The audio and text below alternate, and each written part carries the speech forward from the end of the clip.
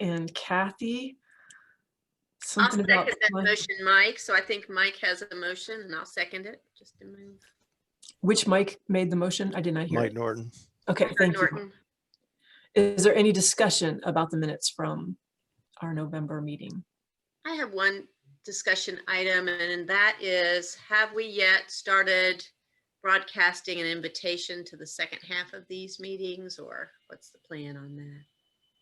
I saw one. I don't know where I saw it, but I saw one today or yesterday. I saw one yesterday. Oh, Yep. Madge, how did you send that out?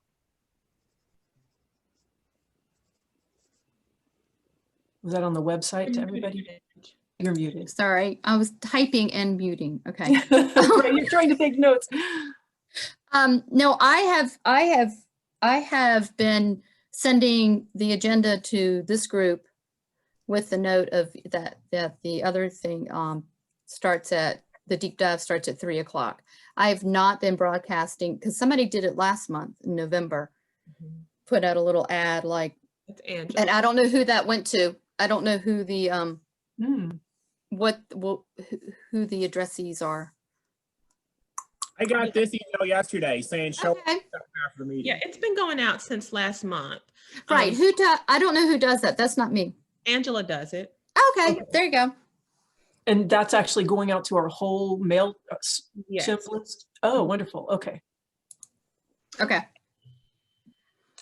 I'm not seeing those at all. I'll check my spam filter. I think we should put it as an announcement on the website too. Just, we could even link to that MailChimp thing, just so that it's shows up on people's activities. can you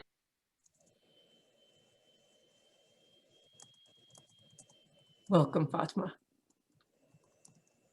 Anyway, just That sounds like a good idea. So that's an action item, not a change to the minutes, just a Yep. follow up. Okay. Are there any other comments or concerns about the minutes?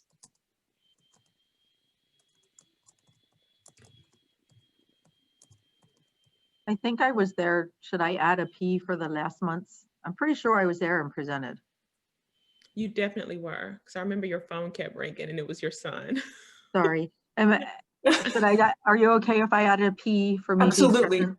Yes, that's a good use of the discussion of the minutes. Anybody else who is missing, please add yours too. All right, well, hearing no further discussion, all in favor of approving the minutes, please say aye or hold up your hand or something. Aye. Any opposed? All right, the minutes have passed and we are on to the second, or any additions to the agenda by anybody. If so, just go ahead and type them in to the agenda.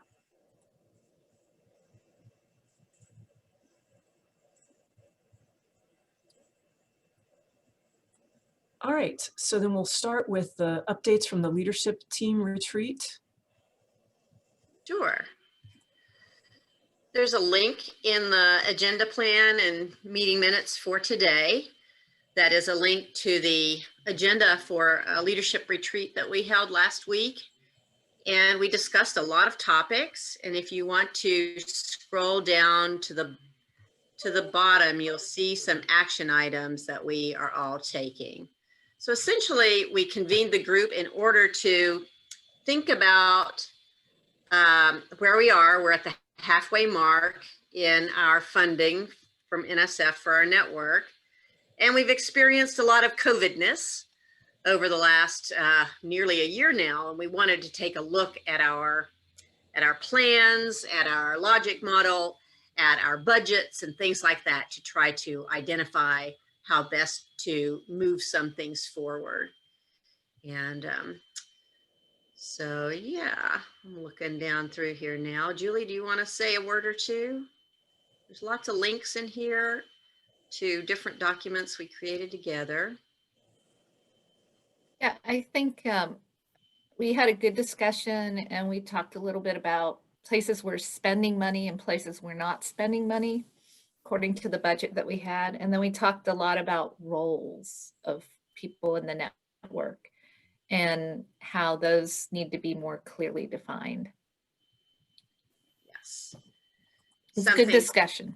It was a long process. We have some documentation to show for it. And one of the things that I know Erica's going to talk about here are a promising practices document that got started, which ties into so many of the things we think are important right now, which is communicating outward to different audiences, and developing materials that belong on our website as a resource, as opposed to buried in a Google Doc and things like that. So Erica, I think you're going to talk about that. So that's a great place for steering committee input for sure. I would like to just ask that this information not be shared further than steering committee. I didn't realize we were going to link to that, all the information from the leadership team retreat. And I don't have my head around what might or might not have been shared there that isn't public consumption. So just if you would like to use something from that's linked there, please do connect with probably Sue Ann or Julie first to make sure that that's okay. Yeah. But And yes. go ahead, Sue Ann. No. I just, I think it's absolutely fine for you guys to see what we were up to, even though Yes. it's all messy, drafty, and incomplete. Just to share it further with your Right. working Right. groups. Yeah. Better not. And an example of that is actually the next agenda item, which is the promising practices. I don't think that the group that was working on the promising practices document was ready to share it with everyone yet. So I'm not going to link that here, but I would like to just have us in the chat for the next 5 minutes talk about the things you know from your work in First Two, and that could be as a co-chair or just, you know, the people that you're working with or any part of it that you've been involved in. What do you see as promising practices for supporting STEM students and for building a statewide network in support of STEM student success? And it doesn't have to be best practice, so it doesn't have to be perfect, but where are we seeing things emerging in our network that are promising? If you already have it in NILS, you don't have to put it here, but we'd like to see what this group brainstorms in 5 minutes. So if you can't talk or if you can't do the chat, you're welcome to unmute and just say your thing out loud and we'll try to capture that. But if you are able to do the chat, I think that would be the best.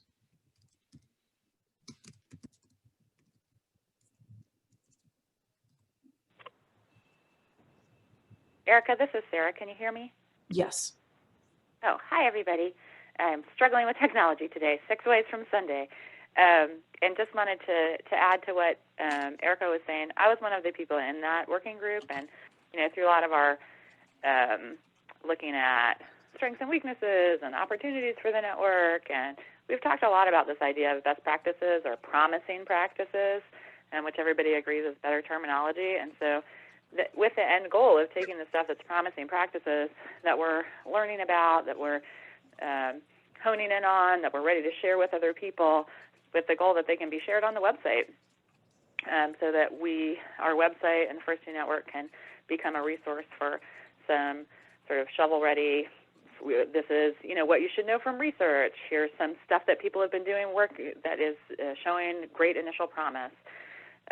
Whether that's taking students to talk to the legislature or promising practices for high virtual engagement or how to structure a summer thing in a way that becomes a bridge, doing PD work with people. Those are the kinds of examples that we started coming up with. So the goal of this was to create a list of the promising practices that then we could work from, to document, to write up, and to get on our website. Because there's a lot of stuff that we've experimented with in the First Two Network that we know is promising, that other people want to know about. And then the communications team and a team of people could take that list, write them out, and publish them on the website. Sarah, you'll be happy to know that lots of things are beginning to put in the chat. So thank you guys so much. And this can include research, it can include what we've learned or how we've used evaluation, it can include network building activities.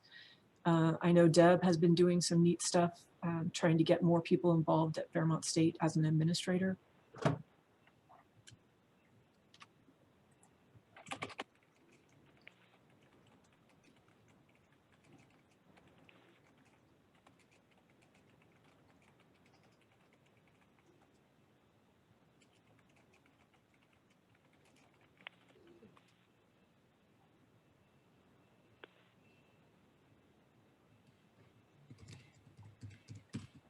Will somebody put summer mentor training on the list for me?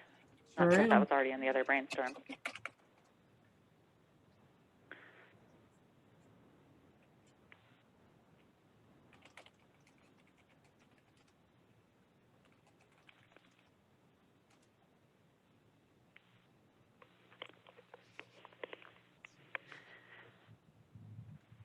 I loved watching that, the claw hands, Kathy.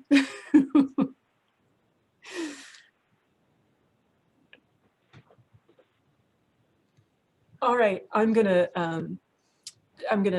end this and move on to the next 5 minute segment, which is going to be led by Joanna, but please go ahead and keep putting things in here. I think we'll be able to tell the difference between what you're crowdsourcing here and what we're going to crowdsource with Joanna. So just put them in. Erica, can I just say quickly before we move on is that I volunteered to be part of the team of people working on trying to get these from stuff that we all know about and talk about to a place where they can be shared with other people. So if you're excited about working on that and being part of the team that's trying to move that forward, just also note that in the chat or send me a message.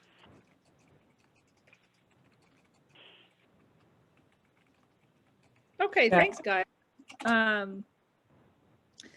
I think that we've had a really interesting ask of the First Two Network, and I just want to pick your brains right now. And I just want to be real clear that this ask is an information gathering ask. It's in no way, I don't want anybody to share sort of what do they think the state should do, but one of our legislators has reached out to me interested in how the metric system may or may not be a barrier to teaching and learning in STEM. So I'm going to put in the chat a doc, and I don't want your names. I just want your roles, and there are just 2 places to enter, 2 different tables. I'd like you to put one entry in both. The first one just says, you know, do you use the metric system in any way in your research, teaching, learning, day job?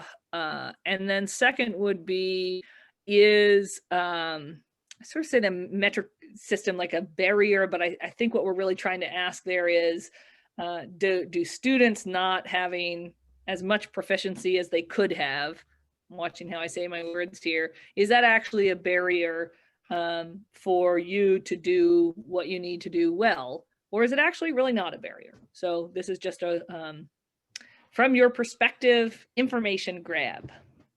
If everybody could just do both of those things, that'd be great. And I know some people lately have been having trouble editing straight in Google Docs. So if you have trouble with the Google Doc in any way saving, go ahead and put it in the chat and we'll get it into the right table. Nice point, Erica. I'll stick the questions in the chat as well. So one would be your role and how the metric system connects to what you do right now, or being operational inside the metric system. And then the second question is understanding or lack thereof or operationalization of the metric system a barrier in any way to your work, or not really?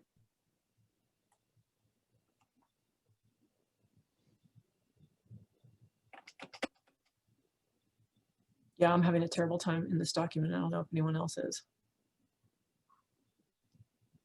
It looks about half and half. There's no problem at all.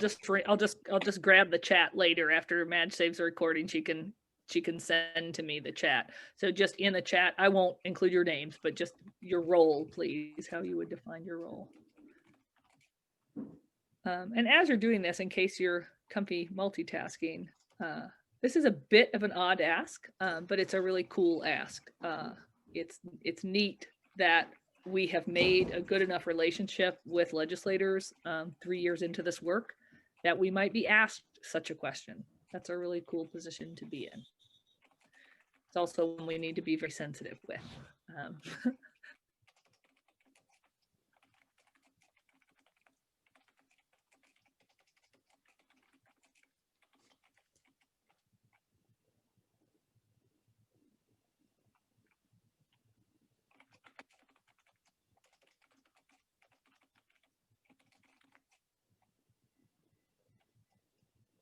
I have to say that some of you are naming yourself just as professor and some with your discipline. I think it's kind of cool to see those different disciplines. So if you don't mind, if you're entering yourself as a professor, if you could give yourself a discipline there, that'd be cool.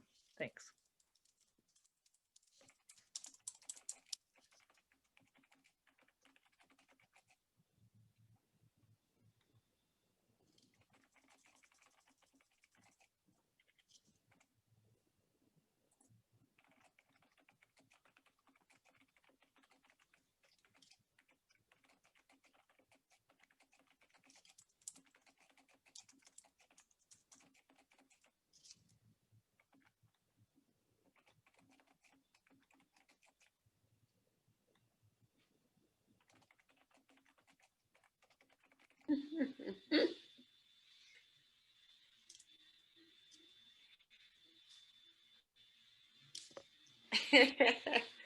That's good. I didn't know that, Michelle.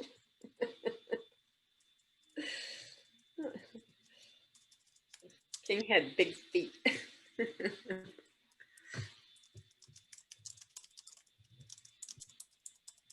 Well, now I have to Google it to make sure I'm not making it up. I like it. I don't care if you made it up. If it's an old king's tale, so much the better. You are not making that up, Michelle. There's actually a book that we use with our elementary ed majors called Millions to Measure, and it talks about all the crazy ways we got our feet and stones and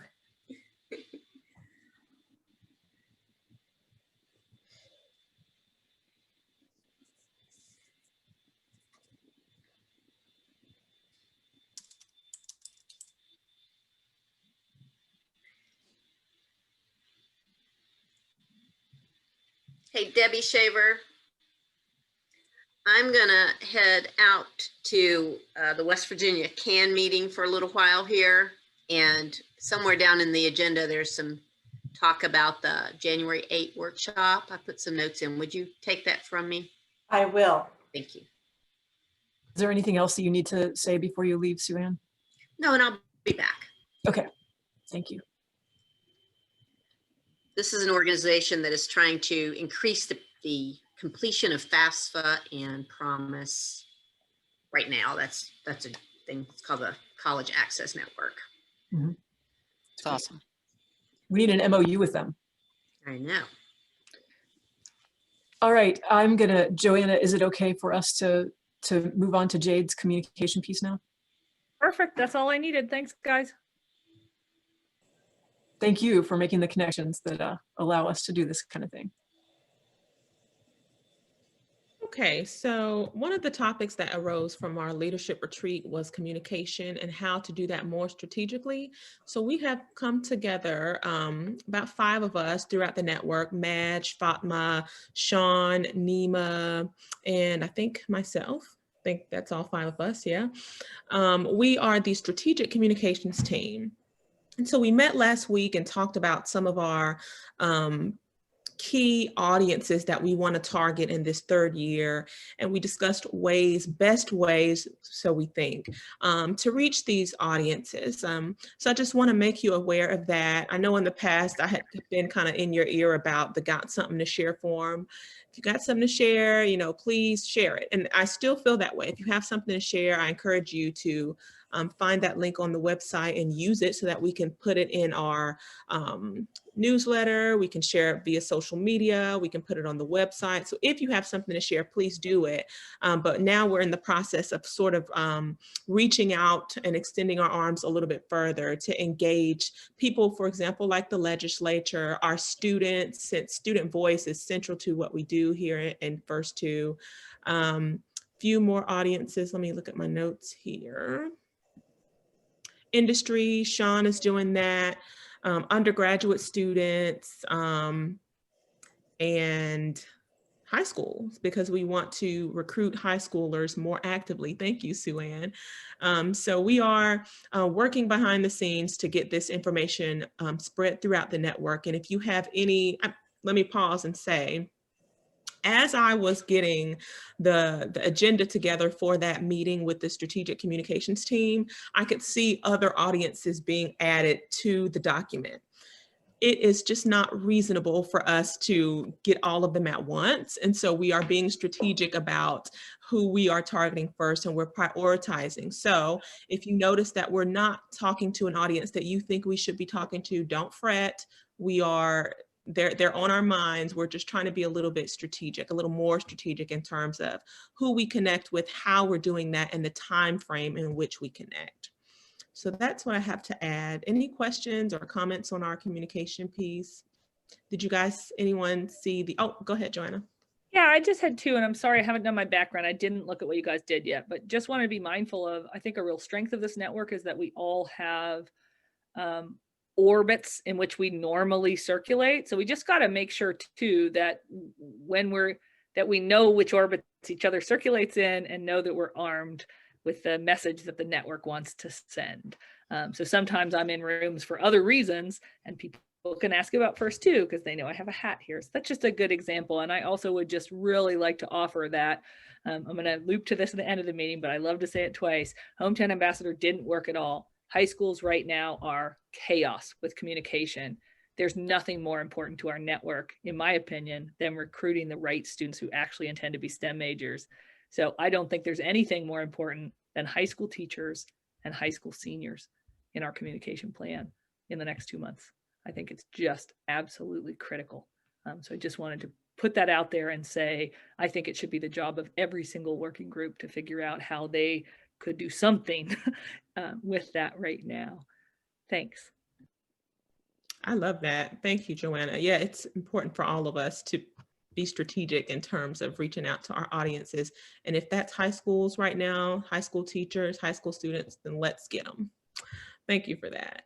Will something be written down that we can see what the plan is, or how will we find that? I have it open on my end, but it's not ready to share. Okay. So when it is ready to share, and it should be by the end of this week, then I'll post it in our group on the website. In the steering committee, you mean? Yes, the steering committee group. Could you also go back and add it to the minutes at that point? Sure, yeah. Okay. Thank you so much. Mm-hmm. Okay, so if there's nothing else to be said on that, I'm going to transition now to the favorite thing that I talk about, and that is the strategic plan. So I'm going to share my screen so that we are all on the same page, pun intended. So what we're going to spend the next 20 minutes on are this partnerships piece. So goal 2, and this is still not the revised version. Angela's working on it, but she's got a lot going on with the Neuron. And so I'm not sure where this is on her to-do list, but I know it's there. But anyway, goal 2 is that partnerships are intentional, extensive, strong, and diverse to support STEM success. And our objective here is to establish deliberate and productive partnerships with diverse organizations across the state, including those who are working towards the same goals. So you'll notice in the accountability section that the steering committee is mentioned in all of these columns. So what we want to do in this meeting, and I've added these points to the agenda. We already have our list of current and potential partners that we worked on a couple months ago. So I've included a link there. But what we want to spend these next 20 minutes on is a process for establishing and managing the connections that we currently have and the ones that we want to have. We also need to define levels of participation for our partners. So this has come up many, many times in conversations. Friend of First Two, affiliate organization. You know, if you don't have an MOU with us, that doesn't necessarily mean that you're not a partner in what we're trying to do for our STEM students in the state, right? So we need to discuss levels of partnership, levels of engagement for our partners. And we should also start thinking about, I don't know if we need to figure it out now, but we do need to start thinking about how we're going to assess our partnerships. How effective are our partnerships? Who else needs to be incorporated into the First Two network as a partner? And then just flat out, who is a partner? How do we define partners in First Two network? So with that, I'm going to stop sharing. And I think this chat dump is working out well. So let's just spend a few minutes just dumping your ideas in terms of a process for establishing and managing connections. Actually, that's kind of a big question, and maybe we should discuss that before everyone starts just dumping it in the chat. So you can see that prompt here in the minutes. If you'll go back to the agenda for this meeting. The process for establishing and managing connections with current and potential partners. What are some ideas that you have about that? And I'm gonna just call out Catherine because she emailed me earlier today about sort of tailoring communications to Glenville State, and I thought that was a great idea. Catherine, do you want to speak on that? Sure. Our working group is having a leadership transition starting next semester. Sarah Sawyer from Glenville will be transitioning to co-chair with me while Michelle goes to the internships or the research experiences. And we just kind of hatched this idea a month or two ago that Glenville, we want to try getting just like a whole bunch of people at Glenville involved.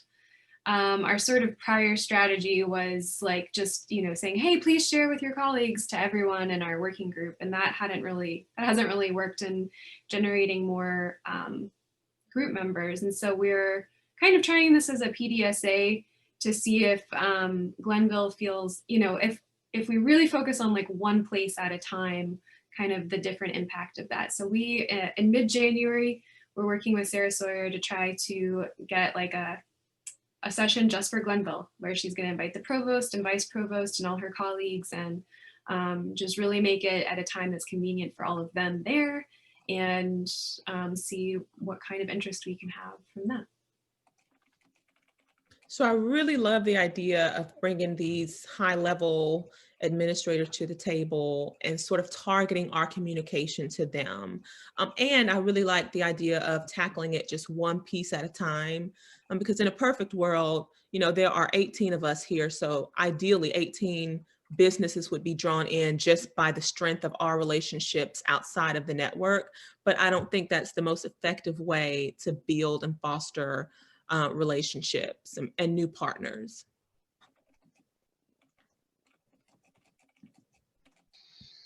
I see some things coming in the chat. Yes, we're brainstorming some like very clear things people could do. We discussed this morning with Sarah Sawyer, but one of the things we talked about is how we really want whatever ideas we want to share what the network's been doing, but we want Glenville people to feel empowered and on board and decide what ideas feel best to them. So, you know, we'll definitely mention the club as a really promising thing. And one thing, when we go to our deep dive later, we were going to ask, you know, I guess Backbone Steering Committee, if we could work on revising the stipend form, so that by the time we do go to Glenville, we can say, hey, if you want to start a club, it's $500, or, you know, like you get $500 for the semester if you lead a club, or something just super clear, where it's like, this idea is worth this much, this idea is worth this much, and like you report back and we'll pay you. And, you know, it doesn't have to be this lengthy proposal process. Is there anything besides the starting a club that you think should be included in that? Yes, particularly all the change ideas that we'll be sharing as our promising practices in January.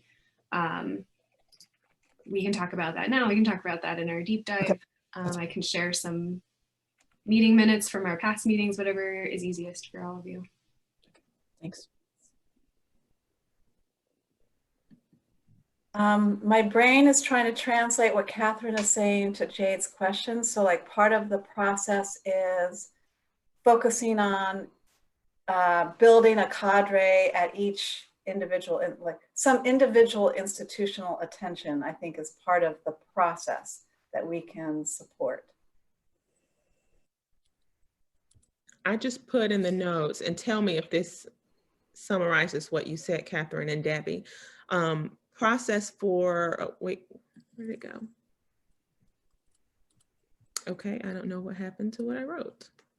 Oh, a meeting of key administrators on a particular campus.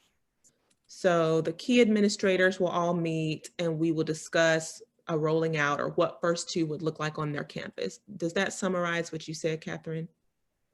I'm sorry, Jade, can you repeat it? Sure. A meeting of key administrators on an individual campus is one way that we can establish and manage our connections. Yes. Okay.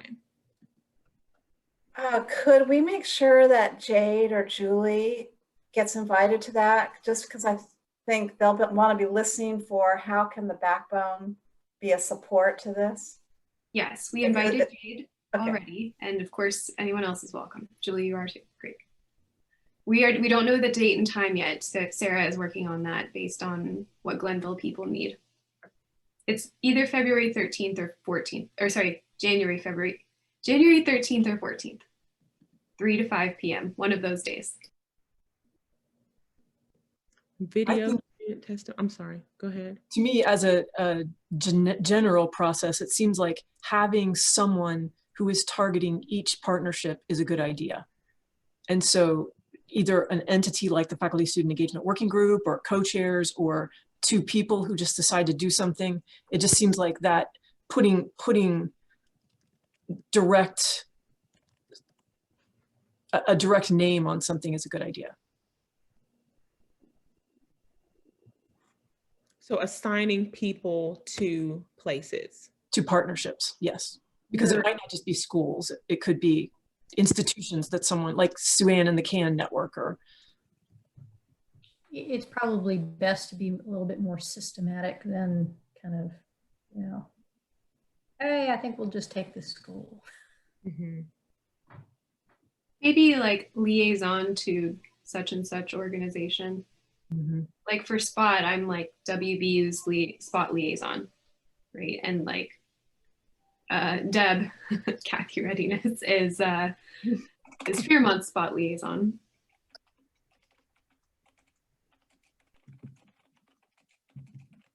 I think back to the systemic thing that Deb just said, I think some organizing, like not just sending people off to be liaisons, but how do we, maybe it comes from Jade, how do we support those liaisons? Like, okay, we're going to make sure we connect at least once a, quarter, or once, every periodically. So having some sort of structure around the data liaison, I'm sorry, I'm thinking of another project, the liaisons, so that, they know what they're supposed to be doing, they're proactive in communication, and that communication comes back to the backbone to know how further to support.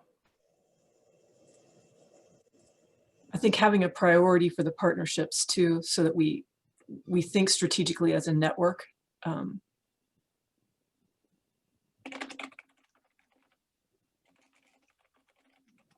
Maybe that's led by the backbone. So is this a good spot for college readiness to work with, especially like the HISTA program? Glenville does one of our summer components. And so we have this relationship, especially last summer. Sarah's the one that took that for us and ran with it. But we've been wanting to open up and get our HISTA alum who are now on college campuses active, and Glenville's in our plan in the future. Is this an idea? I mean, is this a place to do that? Yeah, it sounds like a smart fit. So, and I say that because our kids are STEM kids. And what we're doing in Morgantown now is our HISTA alumni group are bringing in anybody that's first gen, that's a friend, to be in our alumni first gen kind of help. It's expanding. So the resources are available not just to HISTA kids, but to anybody that would need them. So what would your next step be in terms of connecting with HISTA, and how can we support your efforts? And maybe you don't have to answer now if you don't know. Well, and I think that's where I would default to Catherine, and let them set up where they have this network of faculty and people that you're inviting to join. Sarah's going to be one of them. And she's familiar with HISTA, so that if they're willing to help, what we'll do, in other words, what we'll do is if you're dealing with first gen students that are in college and providing that college readiness, those skills, we'll funnel our HISTA kids to you and have them bring their friends in. It wouldn't be HISTA necessarily, but we would just make it part of that. I think that sounds good. So in other words, what we're looking at, okay. Yeah, we're looking for somebody to lead it, to spearhead it there on campus, you know, just that contact You're person. going to populate it as long as somebody takes the lead on it. Yeah. Yeah. Yeah, yeah. Thank you. I think that sounds good. I guess Sarah Sawyer will be the ultimate person to decide what feels right for, you know, Glenville, or how to use this Glenville time that we're trying to make. But I put a note to talk to her about it and to reach out to you and see what we can do. Sounds good. All right, I'm not sure how much time I have left, but I just kind of want to switch gears and have you start thinking about industry, our industry partners, because we've been speaking primarily about our higher ed institutions, those types of partnerships. So now thinking about industry, when we partner with industry level or industry partners, what are the levels that need to be established for ways that they can partner? So here's an example. I've been speaking for a few months now with Siena College in New York. There is no clear connection of Siena College and the First Two Network.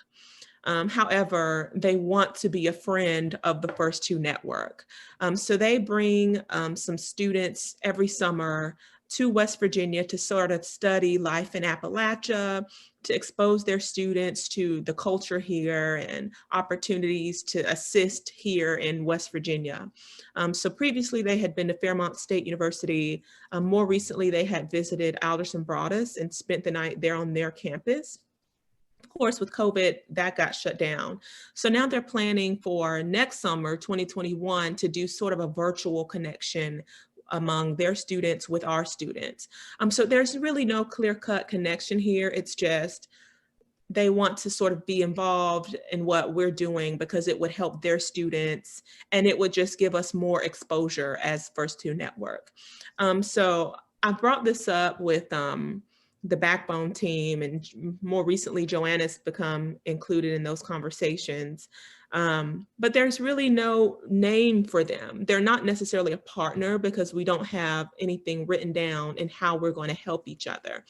So this is just an example of just sort of a scenario in which we would like to show their logo and say, yes, they're a part of First Two Network in some way, but there's no really, there's no clear-cut role or definition to define their involvement. So in thinking about, and I guess that was not an industry example now that I've said it, but in thinking about just establishing partners, what are some roles that you think would be necessary within the First Two Network to keep those relationships alive and strong and growing?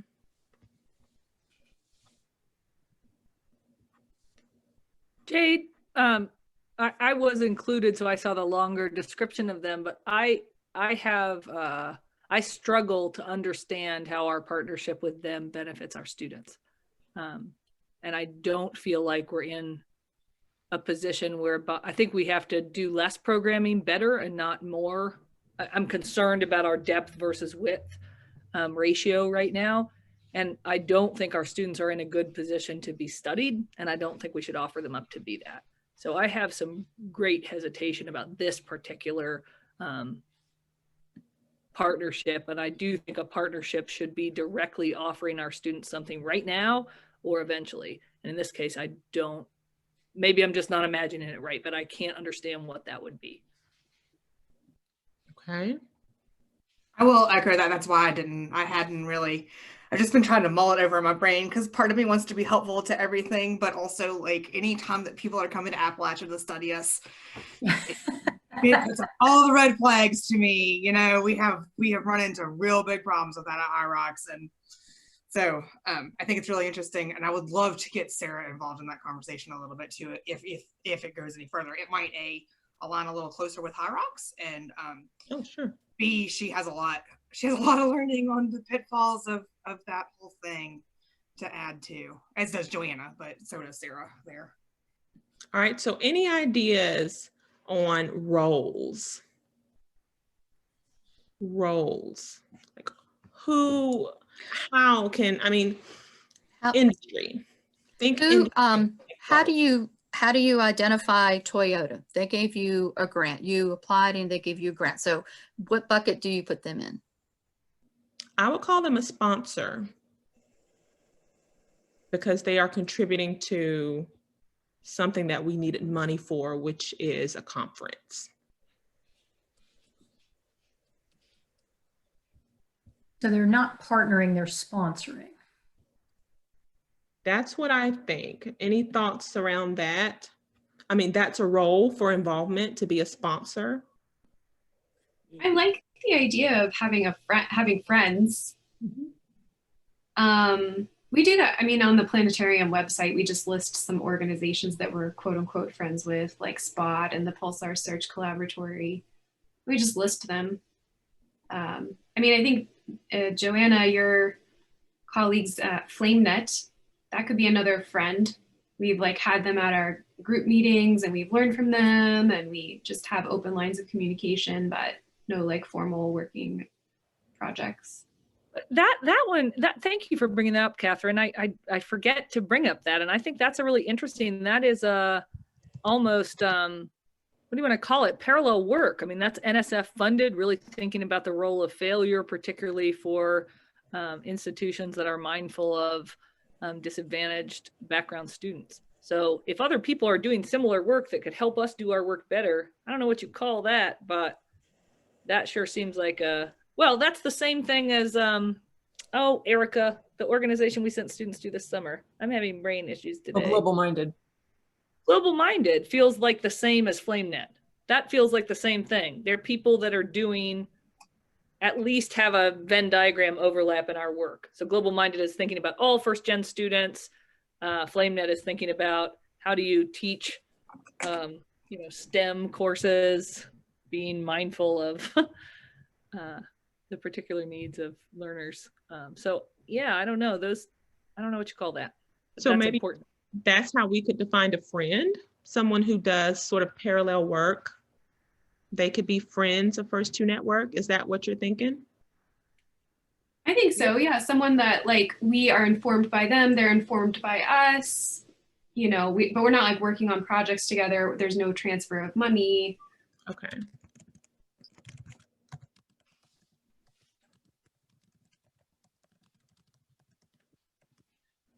Yeah, I think, and also listing them on the website as a friend, I think could open some, potential future doors that might be good.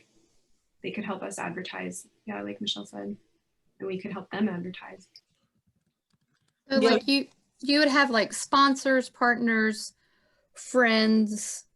So is the Walkers. Was that, what did you say? Stalkers. Stalkers. We don't want any stuff. Mothman. Okay. So I'm getting these definitions. A sponsor is someone who's going to give money to the network. A friend, someone who's doing the parallel work, but there's no transfer of money. A partner is sort of like that serious sort of, you're in a committed relationship with us. And I think that should be defined by an MOU. What are the thoughts around that? That makes sense.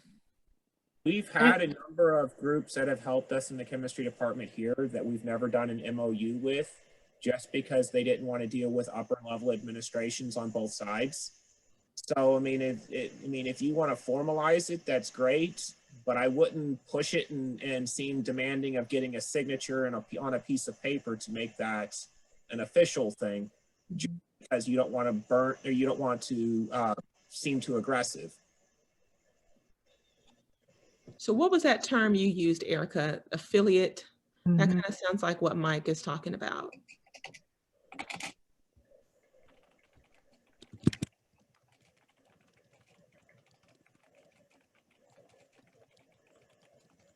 Okay. Okay, so I think I've gotten what I need. We can come back to the how will we assess partnerships, because I'm not sure if I have time to get into that. You do. I meant to change this to 30 minutes, but I didn't ever come back and finish that. So you have until 3. Oh, good. Okay.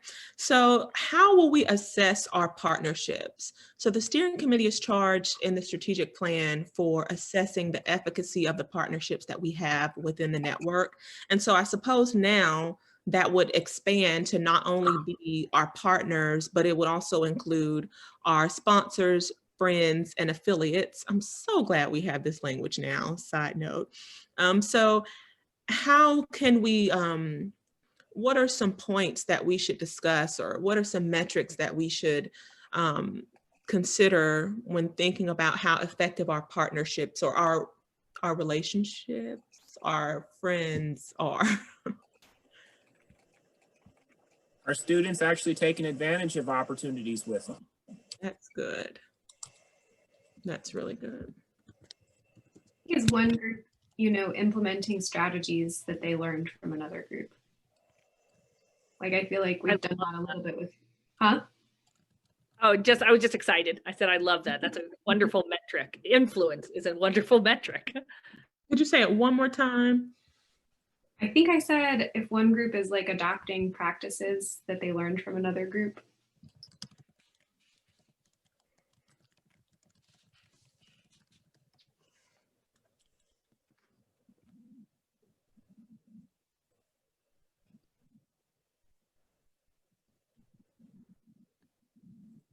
What else?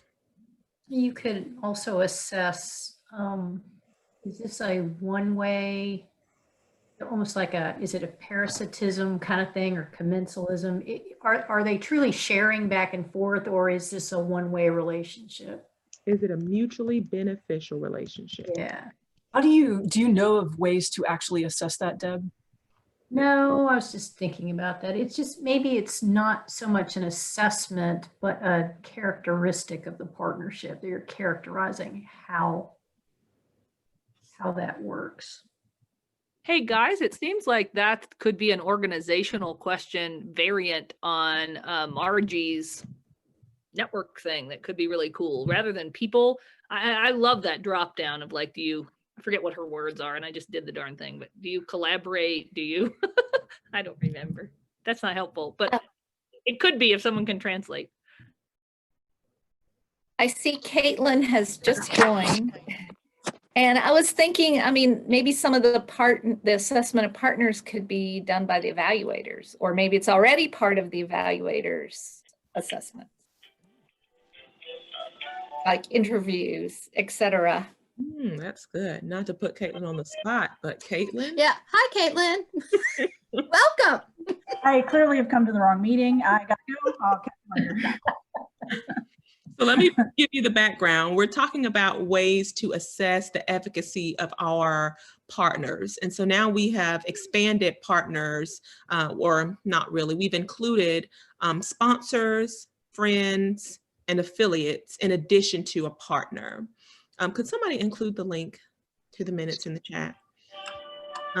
And so now we're discussing how we can assess if these sort of levels of engagement are effective. Are they valuable for the network? And I guess we want to know if it's valuable to them as well. We were coming up with some metrics or some questions. And one of the questions are students really taking advantage of these connections? So that's one way that we could measure how effective that connection is. If one group is adopting practices learned from another group, so influence, I like that word that Joanna used. That's another sort of way to measure. And then, is it a mutually beneficial relationship? That was something else that came up in assessing the efficacy of the connection there.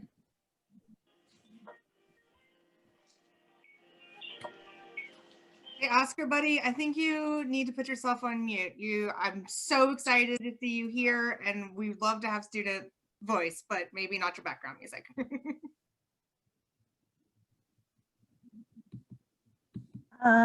Okay, so here's what I have to say about this. I think it's great. I think those are worthy questions. And I am happy to consult on like developing a survey or interview protocol. But the evaluation team is at capacity. I mean, we would have to give something up in order to take this on. It sucks, but that's the real world. But if that's something that someone in this group can, or a group of people can take on to administer that and analyze the data and use the data, I mean, run with it. I'm happy to consult. I mean, I can draft some questions and share them and get feedback, and we can workshop them over email, and then you guys can just run with it for your learning and improvement. Okay, that sounds reasonable. I think another measure of a partnership is the degree to which it brings new members to our work. Oh, yeah.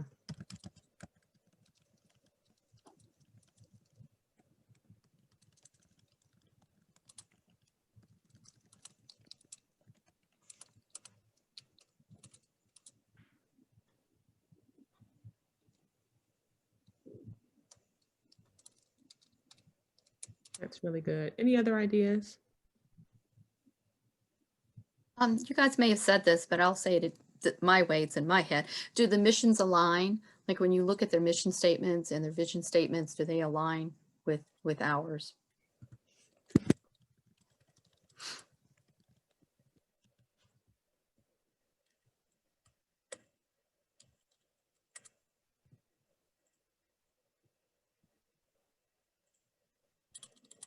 Okay, so I think my next steps with this, I can put something together. We can discuss this in our backbone meeting, run it by Caitlin, and then at our next steering committee meeting, we can approve the document that we'll use to measure how effective our connections are at our various levels. Does that sound good?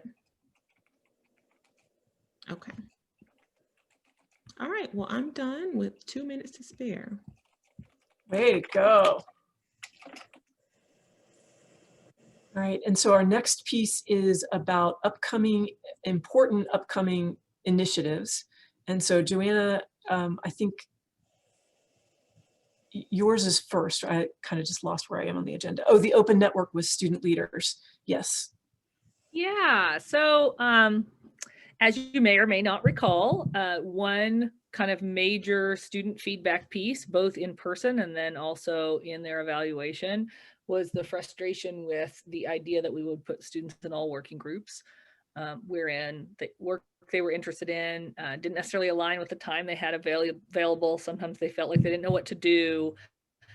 Just felt like not the best use of their time or energy, and a little defeating to them last year. So we reimagined that we would invite steering committee, working group co-chairs to come to our student leadership meetings. We had 2 people first semester come join us, and also representatives from Backbone came to, I think, 4 or 5 total meetings. So thank you to Jade and Erica for that. And I do think that I could do a better job of measuring what the impact was on those adults who came to that meeting. So I'm mindful that I need to do that and wrap back with those folks. But we haven't had opportunity for all working groups to come to where students are and shape a little bit of the agenda. So what we're doing is taking a big 2-hour time at the same time that would be a meeting like this on the 5th of January from 3 to 5 to have a collaborative work session with students. And we've had 2 meetings already. We'll have 1 more to prepare students for that. And leadership has submitted some ideas as well. And sort of where we're starting is, if you're an adult, what's one thing you'd like to make sure that students in this network know about the work of the network? And what's one thing you'd like to ask of them? We're asking those same parallel questions to students, And we are going to kind of make topic-based breakout rooms and a series of in and out breakout rooms randomly in that 2 hours. So first things first, I'd love to have all of you there from 3 to 5 on that Tuesday in the new year. I'd love it if you'd invite any kind of active or interesting working group members. The more adultier adults that come close to where our students are and can think and talk with them, the better. And we'd also like for you to submit some things that you wish students in our network knew or want to ask them about the work of the network. I'm teeing up a little bit one of Catherine's upcoming change ideas.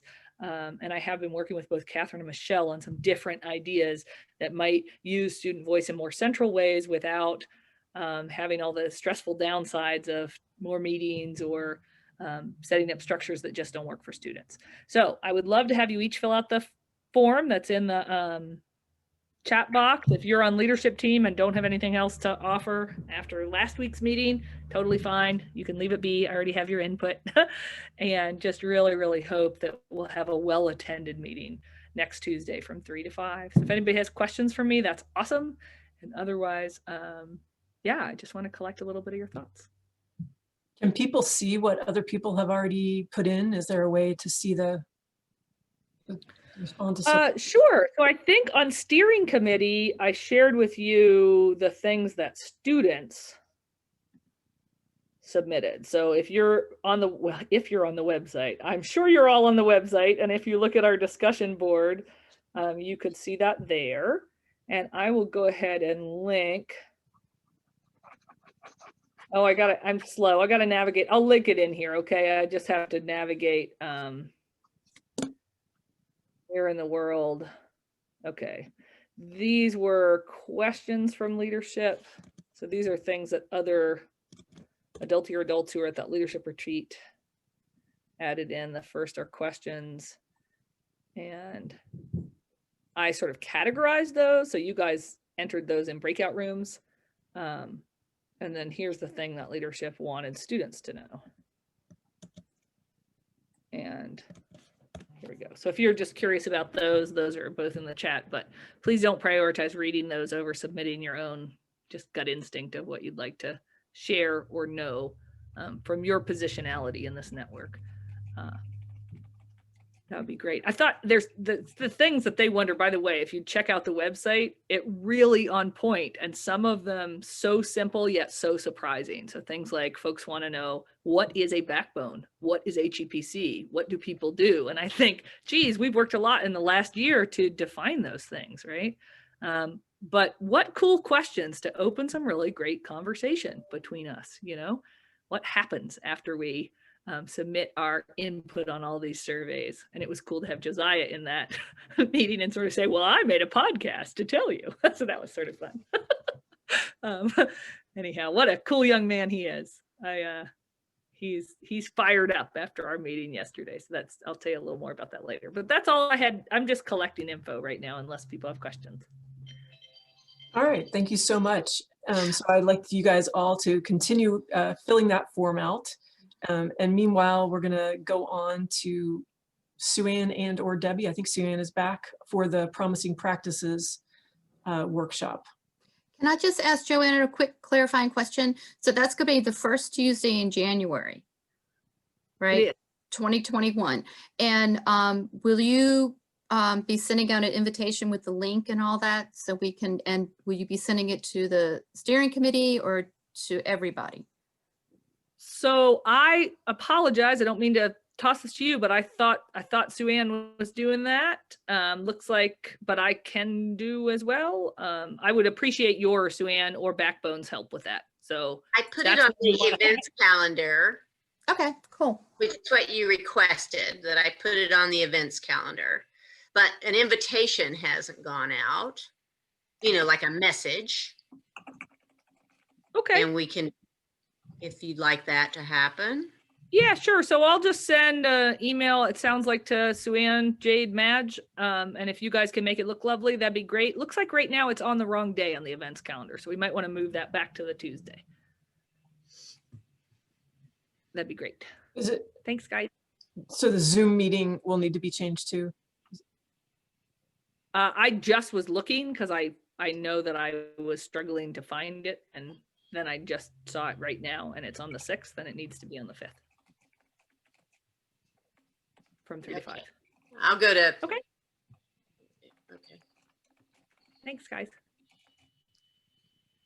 Thanks. I would like to Mags. I'd like to take 30 seconds to direct everyone's attention to my favorite hat. Oscar makes tough days better. Oscar, you might have to stand up a little straighter so we can all really appreciate the eyes and the tentacles. Thank you. Thank you. I'd also like to draw attention to Dave Moore's window. I am so glad. If you don't know the name Dave Moore, he is a member of our advisory committee for the First Two Network, and it just means so much that he would take his time to listen in on this meeting. So that's who that is. I mean, it's his window, but he's listening. Joanna, there's a meeting on the 5th right now that says all students invited, student directors from 3 to 5. Do you want me to replace that with the network-wide student collaborative feedback and brainstorm session on the 5th? I think yes, because I think what happened there is Fatima made a meeting for me because I want all students there, but I also want all adultier adults there. So I think that got a little confusing. All right. Either one is awesome. Well, I'll just change the date and see what happens. Thank you.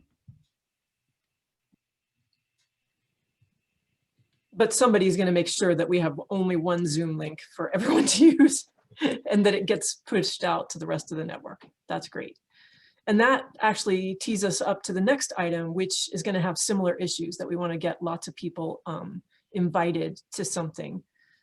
So Sue-Ann and Debbie, do you want to talk about the Promising Practices Workshop? We have about 2 minutes for this. Debbie, go ahead. I put some notes in there. Okay. On Friday of that first week of January, First Two is hosting a workshop. Yeah, I think we're calling it a workshop or webinar, 2-hour workshop on promising practices for STEM student support. And it's going to feature, I believe, 3 people who have implemented some successful or promising change ideas in supporting students. And so it'll be 3, we're calling them flash talks, where they will just talk about what the idea was, what they found. And the goal of this workshop is to get some other people who are involved in First Two, people who are not involved yet, to get excited about some of these ideas and take them and do them themselves. And so it's really like replicating or testing in a new environment some of the ideas that have already been tested and show some promise. And so we want everyone here to help spread the word. This is a great opportunity for new people. At Fairmont, they're going to be distributing the announcement to multiple faculty members. So for sure, we want you to be inviting your whole working group, but send the invitation to others at your institutions. It's just a great opportunity. It's a very light way for people to kind of step in, learn about some of these practices, and then get some support in going forward and implementing them. So Sue-Ann, did I miss anything? That's great. And there's just something we'll talk to Erica about later, which is the application for funding to make that quick for people and shorter. So we'll talk to you offline about that, Erica. Sounds good. Came up in our meeting the other day.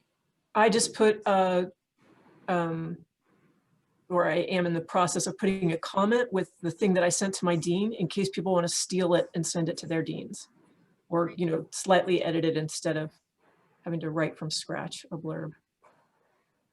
So we probably need the same thing to happen. We probably need an invitation to the whole steering committee, and then we'd like to ask the working groups to forward that invitation or forward the information anyways to your working group members.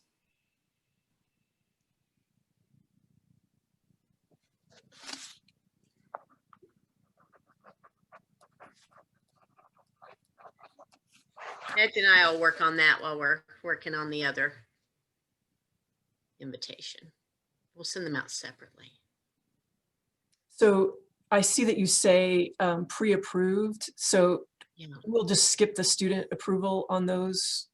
Yeah, whatever. Yeah, if we could come up with maybe a separate even application to make it really short and the amount of funding be defined and smaller, then we hope to get these folks actually signed up on the First Two Network during this 2-hour workshop and applying for this funding to test as a way to create an action plan, that they create an action plan that they're going to follow through on. Yeah, the only thing I want to ask is that for new change ideas or only for existing change ideas that they're going to do a cycle on? These are for existing promising practices, and they're listed in I there.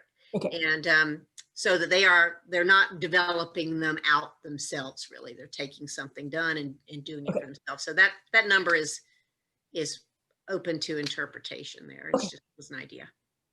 Thank you. Yeah. Oh. Okay, the other update, I don't know if Margie's here, but I now see where my other 8 minutes were, and I wasn't seeing them before, so I screwed up, you guys. But we will do the summer immersion update as part of the Immersive Glow and Grow, and if you guys need more time, let me know that. And the working group survey, I did not see Margie here. Gay, were you just going to remind people to fill that out? I actually added that. I just wanted to remind people about a working group survey that went out a couple weeks ago. This is from ICF. And there was also a Qualtrics survey that went out from Marjorie. So if you search Marjorie or if you search Qualtrics in your inbox, it should bring up your link. I cannot forward you the link because it is specific to you.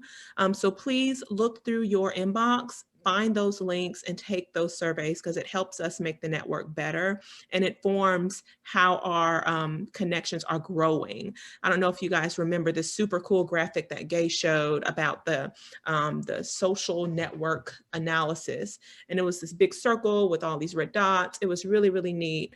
And so we want to see those connections increase, and we can't do that if you don't take the survey. So take the survey.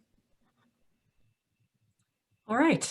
Well, I see that we have got several people coming for the second half of the meeting. I am thrilled about that. Welcome to Travis Miller and Dave and Oscar. And we'll move into the glows and grows from evaluation, research, immersive, and student leadership and alumni.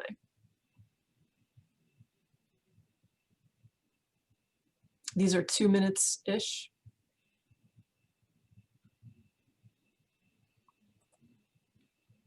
Any particular order? Starting with evaluation. Yeah, it's on the agenda. Sorry, Mike. I think the only thing that I will share at this point is something that Joanna mentioned previously, which is that I was able to partner with Josiah to start developing a podcast series of little sexy nuggets, Erica, of data evaluation reports. So it's much more digestible and accessible. And I just want to say it's an absolute joy to work with students. He's been fantastic. So we'll be working with Jade to get those on the website shortly. That is way cool. And we can all tweet them and send them out as far as we can, please. This is something our network is doing. Research, I see. Gabe, you just put that in?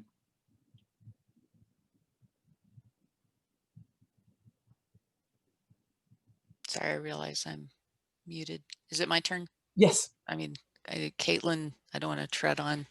I just wanted to make sure because people said to search for Marjorie Dara, and although it came with her name on it, it came from her University Qualtrics account. So if you search for from Margie Dara at mail.wvu.edu, it will not show up. And we are really excited to look at how the network is growing, which is one of the things we promised the National Science Foundation we would do. And the other cool thing, and Margie will be talking, she'll be doing our deep dive in January because we've got some sort of new metrics that are helping expand the field of social network analysis. And they're looking good for us. What can I say? Couple of new papers in process or, in the publication pipeline. And we've hit a road bump, the thing we need to grow on, with this idea that we were going to get everybody a thing with a video consenting process to make it easier. That may actually have to slightly tweak the content of the research in order to have that. And we're trying to make that decision whether it's, if we get a little bit less of some kinds of information, but we can make it a lot easier for a lot more people to get something that might be useful. We're thinking that's probably a good trade-off. We will have more words for you on that once we can corral our IRB people. This time of year has been particularly challenging. I'm done. Thank you, Gay. Mike and Michelle, your immersives, and again, I apologize. You can take a little more time if you need to. Well, we did our deep dive last month, but there have been a couple of things that have been going on since then, such as the application for the 2021 Summer Immersive Program is live, so that students, we've actually had an application already come in. We've had, I believe, 8 sites turn in their letters of intent to prepare a draft proposal for the summer 2021 research positions, the sites themselves. And you can see where the RFPs and the applications can be found on the websites. So if you want more information, you can always refer back to those. Sarah did a fantastic little Q&A period for all of those sites who are interested in summer 2021. Answering questions about the new expectations and what we expect to see in those proposals. And we have a draft. We're looking at trying to do a paper on the comparison of summer 2020 online versus these 2019 in person, the effectiveness of those two programs.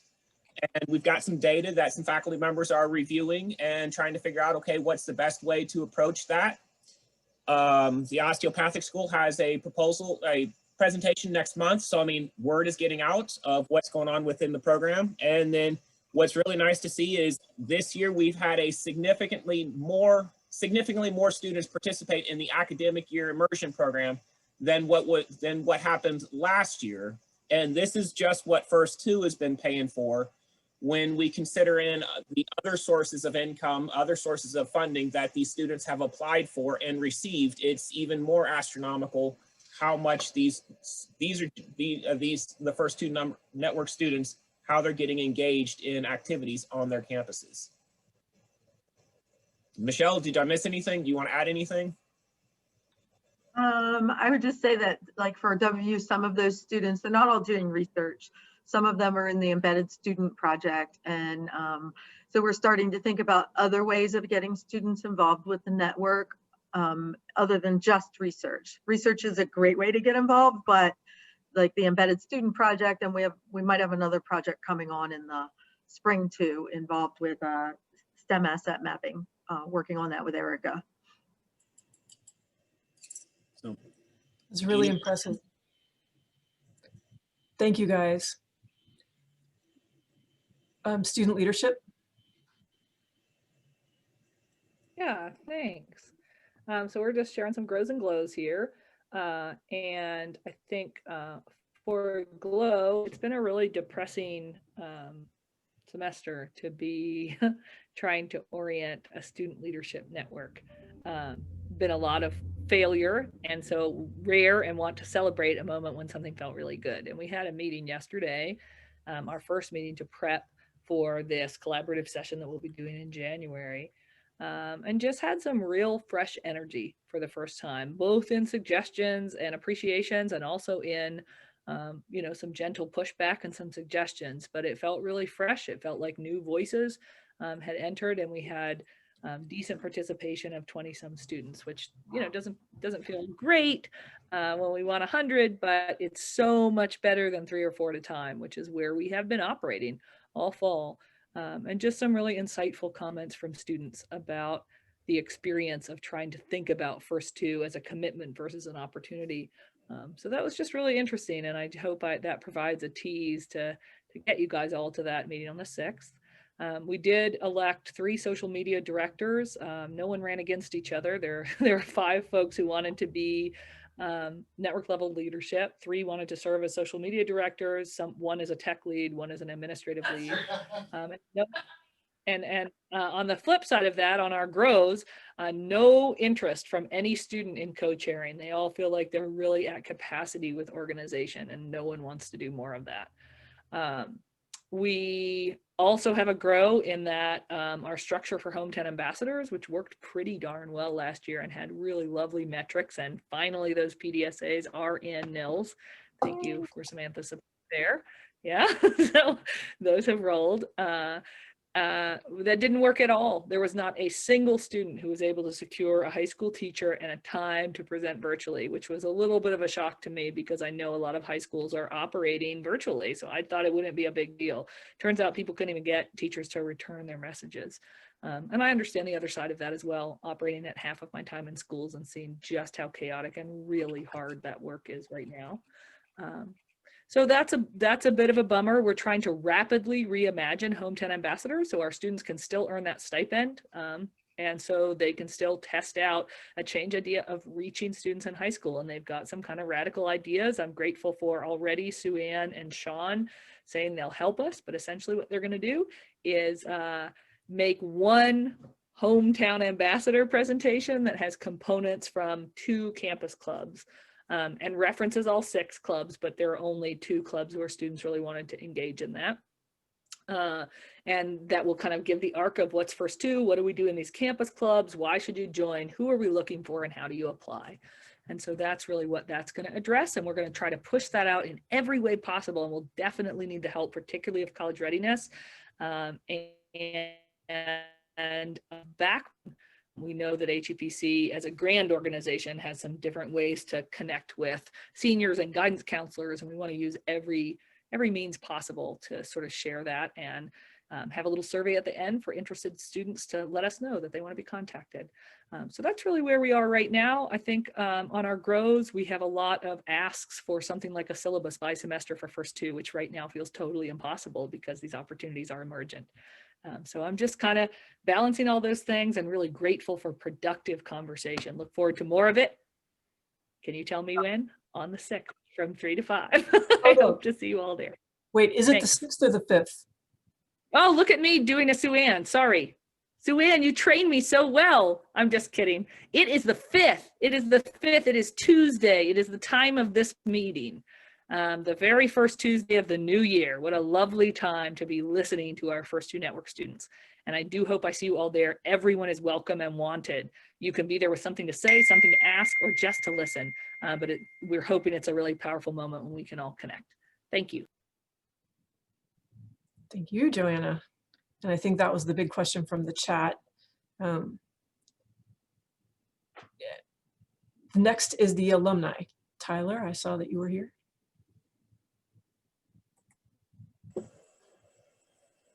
Maybe it's Hannah. Oh, maybe they left.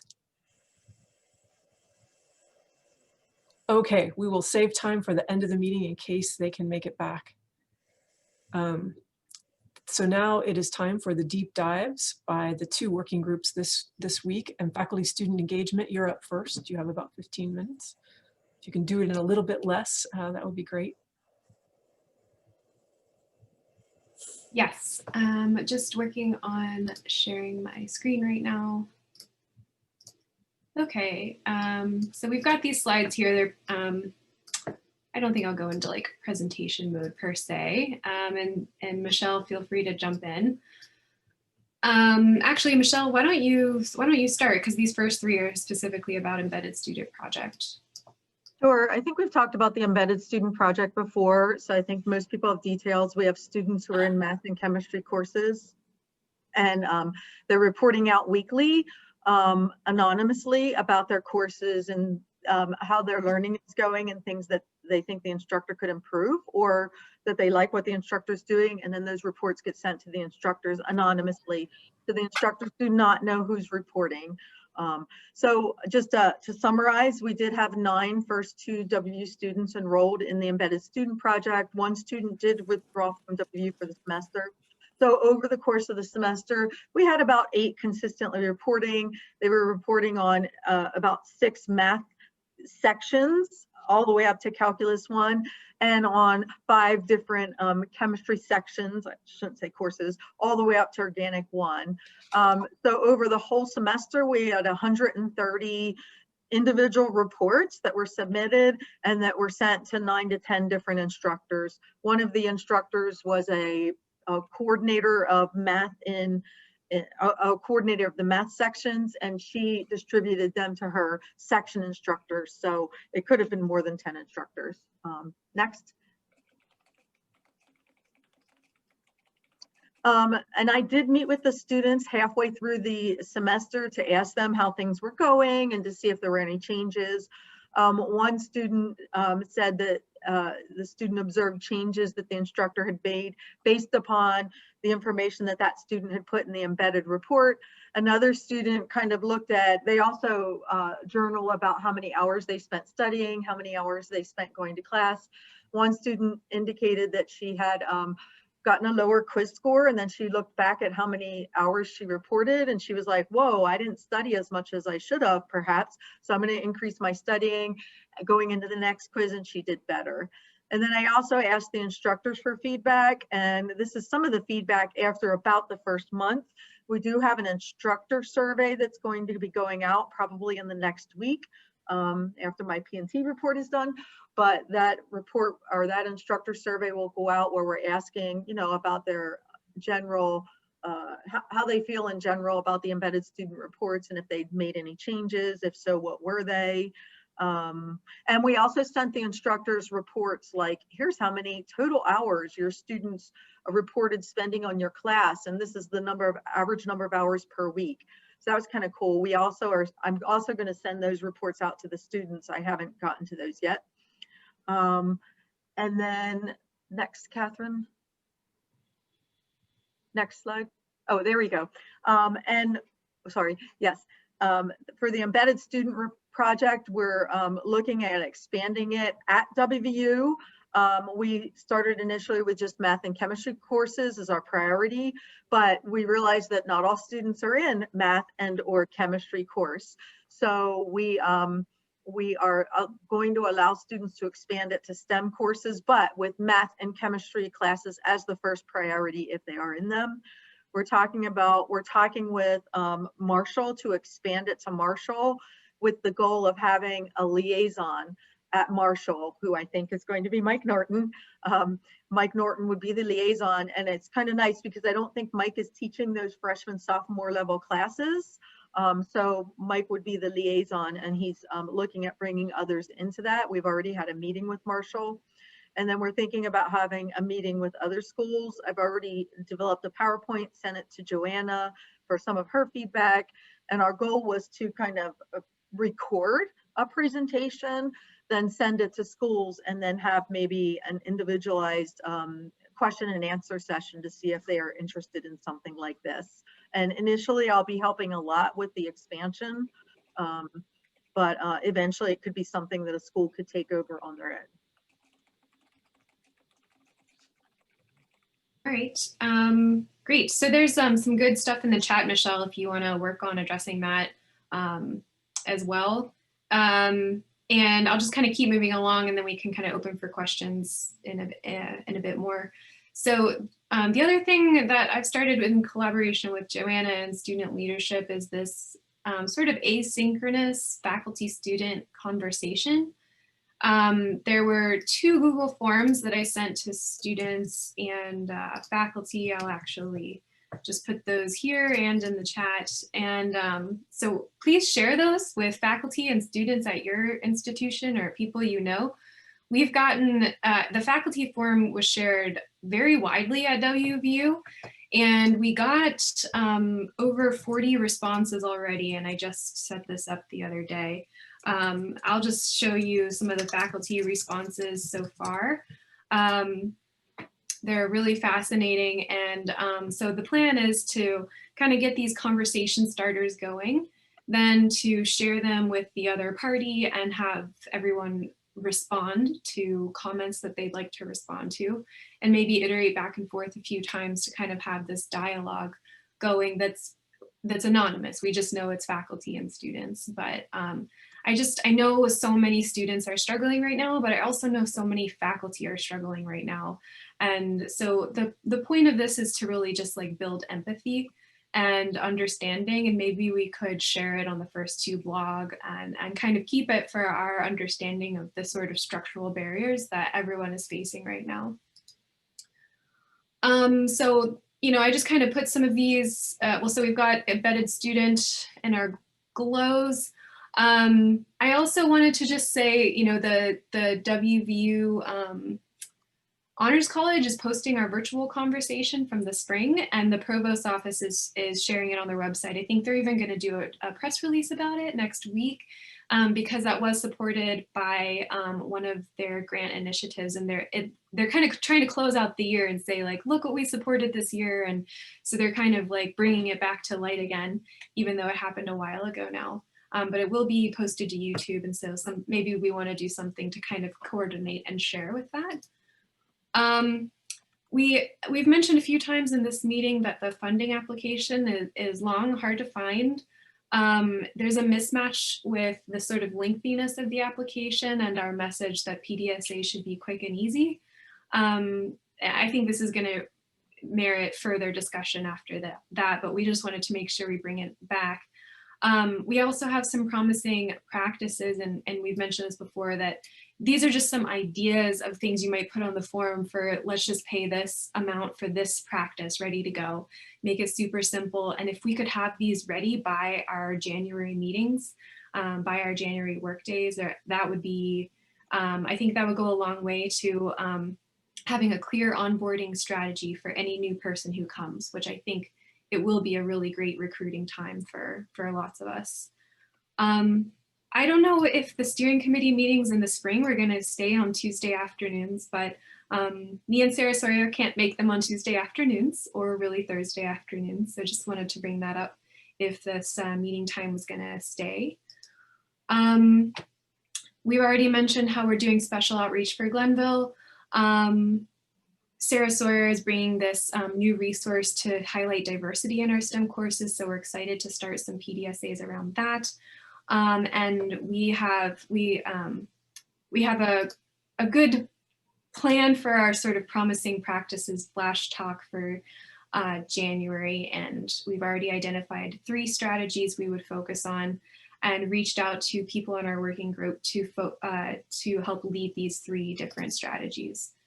So, Jade is closely in communication on all those emails so that when you're ready to start advertising, you know exactly what to say and who to say is involved.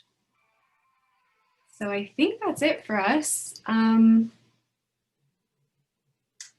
think we finished a bit early, maybe only 10 minutes. Way to go. Thank you. And so much richness in that. Oh my goodness. There's a lot of feedback in the chat about the meeting time. We're going to have to work really hard on that because a lot of us have set our schedules around this Tuesday afternoon time. So it's not something that's an easy thing to move semester by semester, but we will we'll see what's possible and, you know, how to get the most number of people. Great.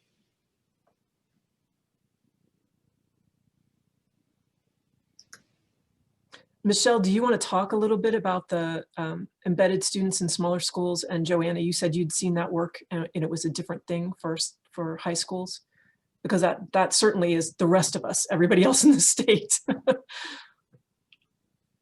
Well, go ahead, Joanna. Go ahead. Go ahead. You go. So I'm not going to use the right word but Michelle and I sort of dreamed this up in a conversation in which they do embed upperclassmen in students to help underclassmen. The new idea here was funding a learner. And this is pretty close to a change idea that happens inside my secondary math network of teachers. Only no one's anonymous, of course, in a high school class.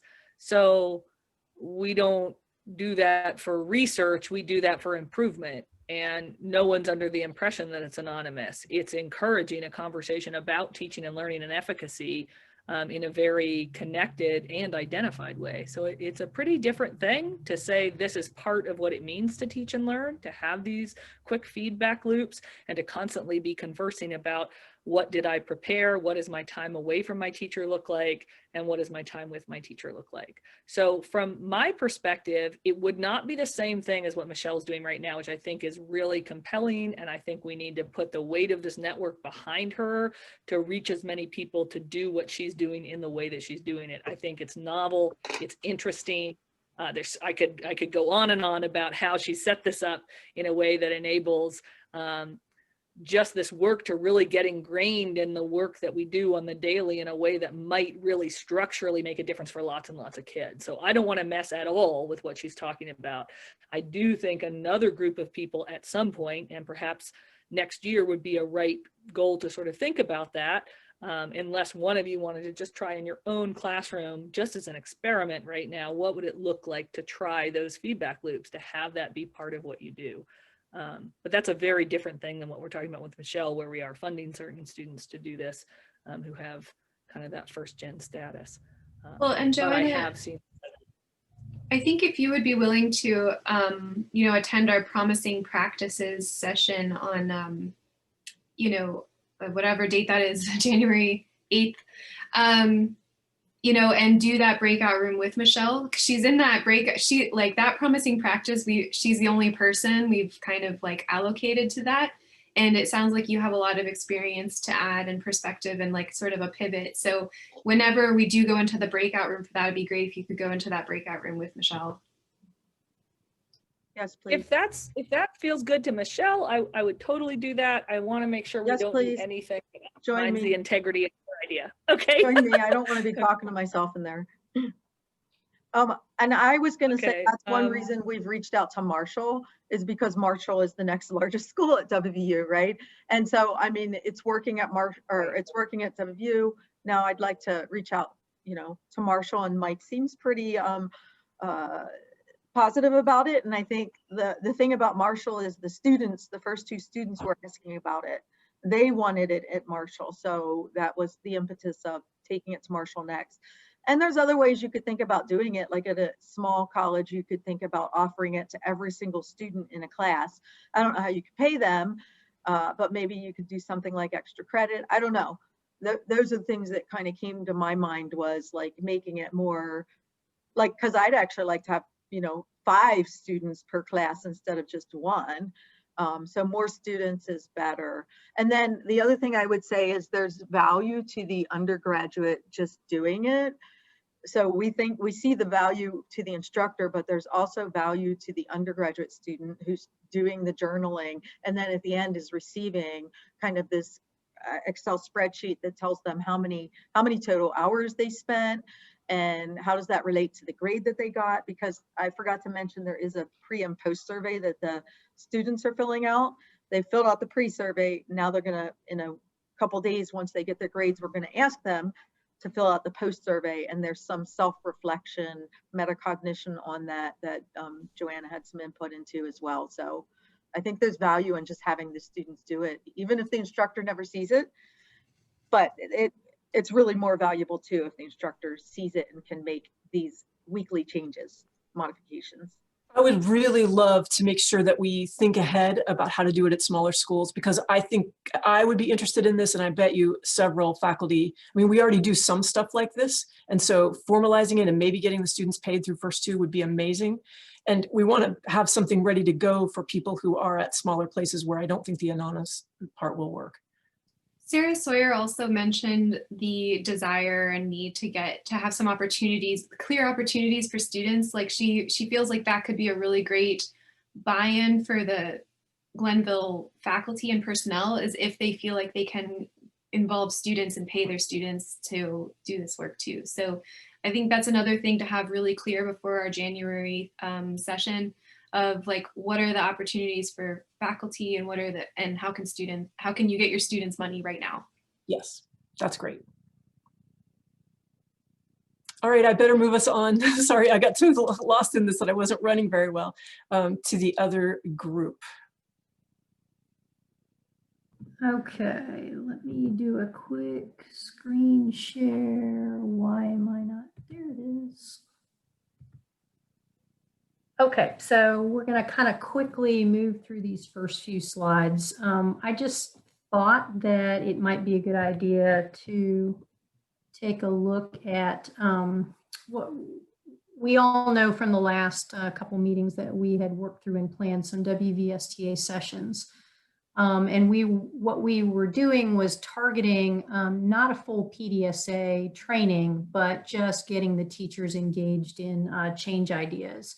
And then the other thing was impressing upon them the important role that they play in their students going into STEM majors. That was startling for me when I saw the presentation that I think it was Gay, maybe Gay's husband did, one of the first conferences about how those students identified or keyed in on high school teachers. So we sort of ran two little mini PDSAs, and what was surprising to me, and just this was just our small little group, and we're going to expand this out to the membership just to check. But that was a lot higher in the group than I thought it would be. Actually, 81% of our teachers feel that they have a lot of influence over students engaging in STEM, which is great. So that left about 19–20% of the teachers that think that they have a somewhat of important role. And by the end of our workshop, 100% of the teachers recognized the impact that they had. When I asked them what teachers struggled with their first year, freshman year of college, they recognized these 4 areas: organization, time management, study skills, and socializing. From there, we went into a little training on creating change ideas, and we went into breakout sessions, and they worked on developing change ideas from these barriers that were identified in the literature and that they brainstormed about. So our goal was to make them a little bit more comfortable about creating change ideas. And we were curious to see if in a 45-minute session, we could actually give them a better understanding of what the barriers are, which this questionnaire says we did. And then do we have a basic understanding of how to construct change ideas? So we got to 81% said pretty much, and then we've got about 18% that said maybe. So we've got a little bit more work to do on how we design a 45-minute session, but that's good news. Then we asked them at the end of the workshop what change ideas or strategies they would like to go back to their classrooms and employ. And the most popular answer out of the group was providing role models for their students, which is great news for the Hometown Ambassador program and the West Virginia SPOT program. So we're going to work very closely at trying to promote those and getting those. I know that SPOT has struggled a little bit this semester, which sort of echoes what Joanna was saying about the Hometown Ambassador program sort of collapsing. In our case, there haven't been a lot of requests from teachers, which is crazy in terms of the overwhelming nature of all this virtual instruction and the things that they're dealing with. They're just not ready to even think about inviting presentations into their classroom. But knowing that my students who were in a class needed to do those presentations, I reached out to a couple ESS Passport teachers and said, hey, you think you'd want to invite a student to kind of talk about West Virginia science and things that they could major in college? And the minute I reached out to them individually, they're like, oh yeah, we're all about it. So one of my SPOT folks went in and presented once, and then they invited him back to do 6 more presentations. So it's, I think, the way that we're reaching out to the teachers. We might have to kind of target a few And I think that we'll get more hometown ambassador invitations. So that was our 2 little mini PDSAs. We were successful in engaging teachers into developing change ideas, and mostly successful at raising their comfort level and identifying whether or not teachers recognize they're a catalyst for STEM majors. We're gonna blast that out to the membership and see if that in fact is representative of what our teachers are saying, or whether it was just that small group. So I'm gonna change it over to Kathy. Kathy, you'll just have to let me know when you're ready for me to change the slide.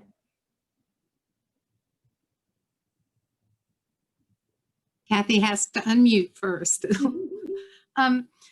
So HISTA Progress this semester, we went totally virtual, which means our after-school meetings are all virtual. And we developed a virtual fall professional development and partnered with Extension again.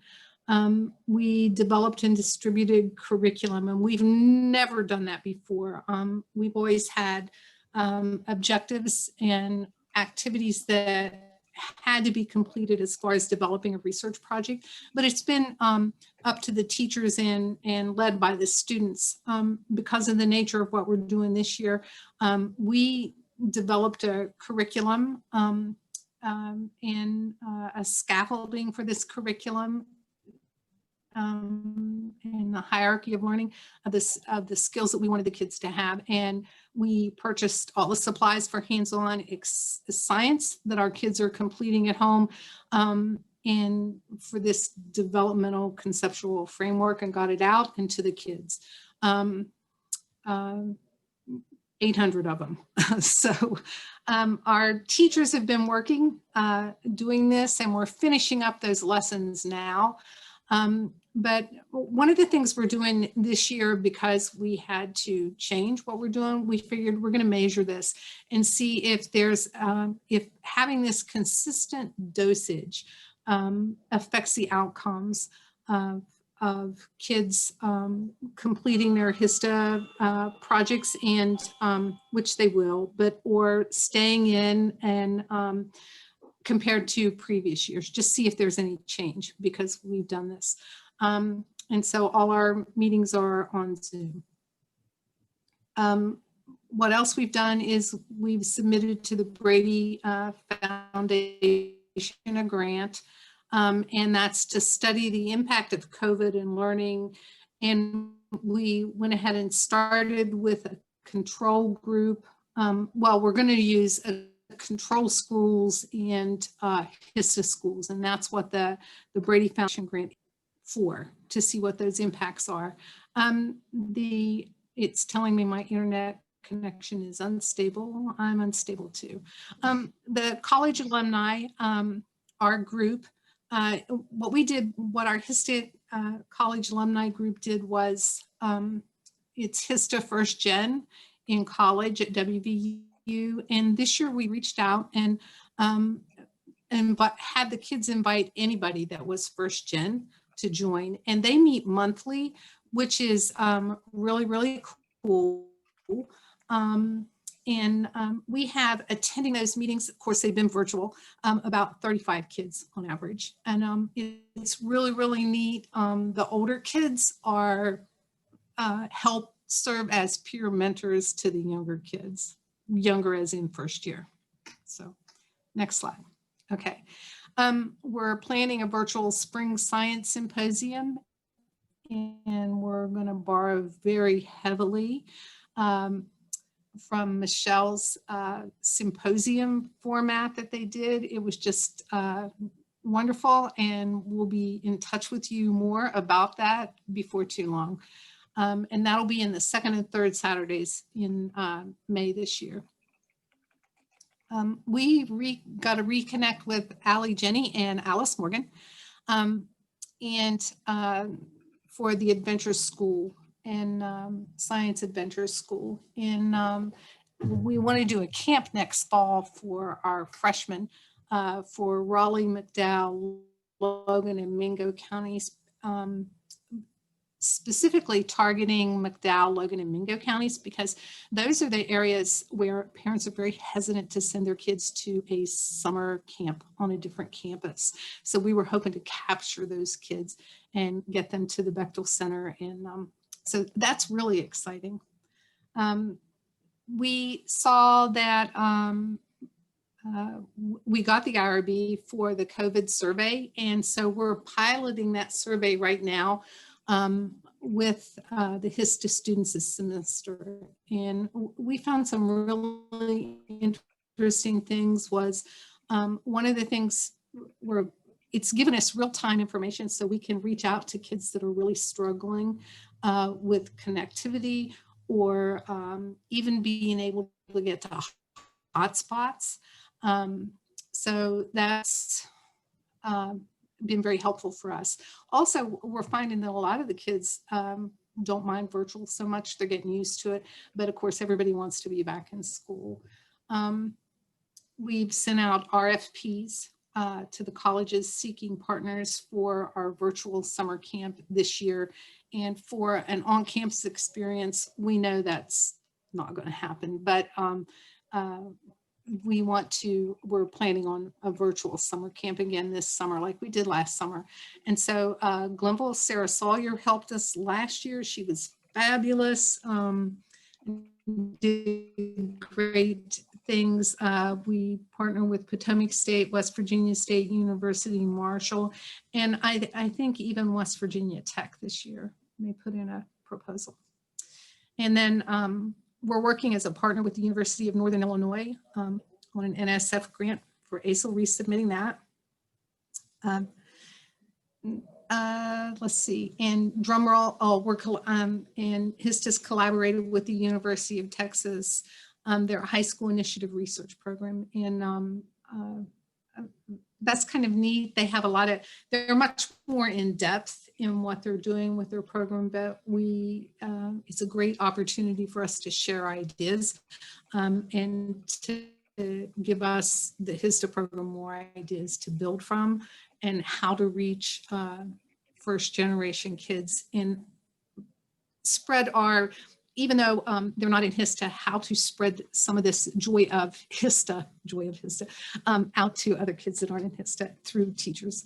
And drumroll, I finally finished up those 2 PDSAs and put them on NILS. All right, look, yeah, woo! Bravo to all of you guys for this thankless task. Greatly appreciate it. One thing we did this year, because we're virtual, is and our kids can't get out, we don't want anybody out doing community service, is that we offered a series of guest speakers for teachers and students to attend. And this is a great place for Joanna and Samantha to use your ambassadors, because we need them. We schedule them, we set them up. And when we set them up, the kids come.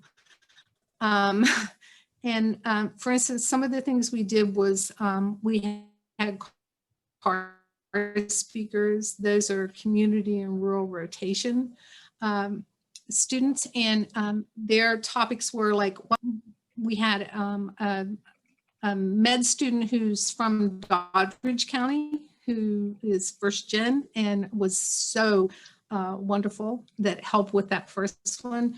And another group of students did tricks that helped me in when I was in college and undergraduate school, and where to find help. And then the last one was what kind of careers are available for students. We did another series of diversity with Ron Scott Jr. He's fabulous in Wheeling.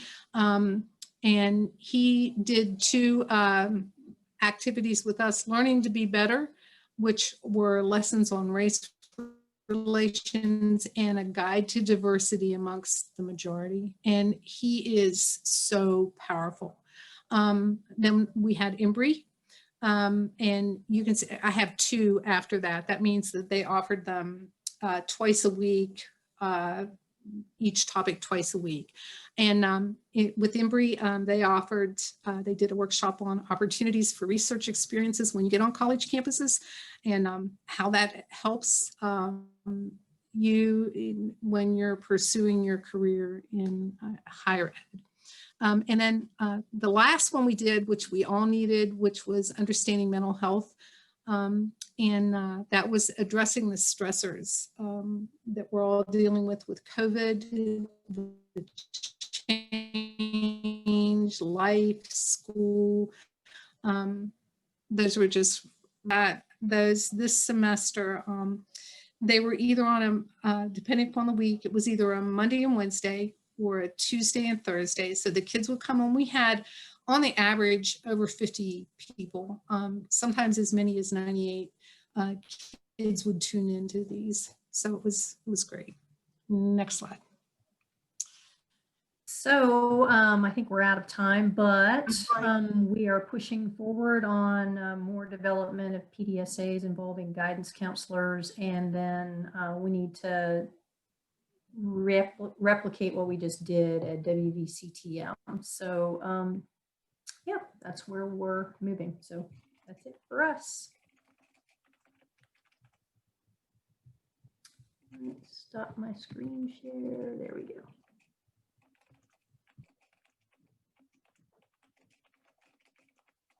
Thank you guys so much. There has been a fair amount of chat, excitement about the stuff you've shared. So I know it's hard to see that while you're presenting, but you guys may want to check in there. Recently, Joanna and I suggested, wow, would this be open to our students also, some of these presentations from HISTA, and would we be able to cross-advertise with each other? Because you certainly have some stuff that we could broadcast out, and it's very synergistic with what First Two is doing. And hopefully likewise, we know that getting your HISTA teachers to help us advertise for the immersives and for students in general to connect with their First Two club when they get to college, wherever they go, would be great. Since these things are virtual, it's not hard to just tag on hundreds more people because it's just virtual. Yeah. Right. That would be a really big win for spring. I assume you have more lined up for spring. Yeah, we our biggest, we're doing it again this spring. Of course, we're offering mental health again because we all need it. We're all just batshit crazy. We need it. But the diversity is really important. We're doing that again. So, but yeah, that's great. We're looking for chemistry. We're looking for, again, the ambassadors. 500 kids show up for one of these presentations. That's never happened, thank goodness. So we didn't have to kick anybody out. But like I said, we've had close to 100 at once. So. All right. Is there anything else in the last minute for the good of the order on this or other things that we've talked about today? I put this in the chat, but I just really hope those wonderful connections that Deb reported on with all the teachers, and then just wanted to share as well that we're trying to get some math teachers your direction. I actually have one M3T teacher who said, hey, I'm part of HISTA and this sounds the same. So if we could even just get all those HISTA teachers to be sure they know what First Two is, at least in terms of recruiting seniors, that would be such a big deal. I really, really would appreciate anything we could do in that regard, and any way that I could help, I'd be happy to.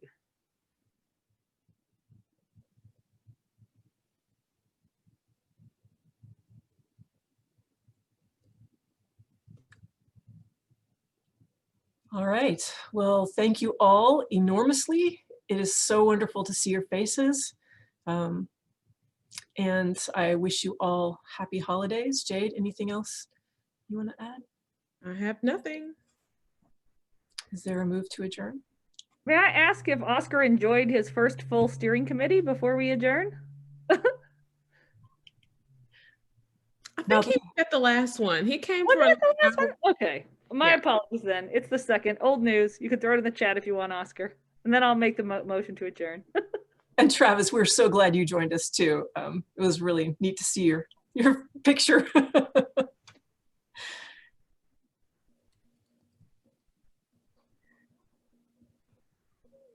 Okay, I will second Joanna's motion. All right. We are adjourned. Thanks, friends. See you in early January and then again at our steering committee meeting in later January.